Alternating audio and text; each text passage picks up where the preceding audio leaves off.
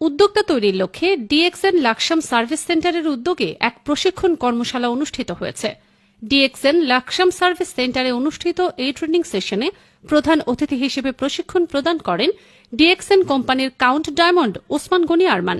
বিশেষ আকর্ষণ হিসেবে প্রশিক্ষণ প্রদান করেন ডিএক্সএন কোম্পানির এক্সিকিউটিভ কাউন্ট ডায়মন্ড আহমদ হায়দার। এছাড়াও বক্তব্য রাখেন ডায়মন্ড মোহাম্মদ আরিফ, মোহাম্মদ শামীম শরীফ, ইএইচডি মোহাম্মদ আব্দুল জব্বার, মোহাম্মদ শাহিদ, মোহাম্মদ আনোয়ার হোসেন, হজরত মাওলানা জুবায়ের আহমেদ, যুক্তিবাদী, ঢাকা। অনুষ্ঠানে সভাপতিত্ব করেন ডিএক্সএন লাকসাম সার্ভিস সেন্টারের প্রোপাইটার হজরত মাওলানা মুফতি নুরুল আফসার ফারুকী। ট্রেনিং সেশনে নতুন উদ্যোক্তাদের ডিএক্সএন এর ব্যবসায়িক কার্যক্রম, পণ্যের গুণগত মান, নেটওয়ার্কিং, নেতৃত্বের দক্ষতা এবং সফল উদ্যোক্তা হওয়ার বিভিন্ন দিক নিয়ে বিস্তারিত দিক নির্দেশনা দেওয়া হয়। এ সময় বিপুল সংখ্যক নতুন ও পুরাতন উদ্যোক্তা অংশগ্রহণ করেন।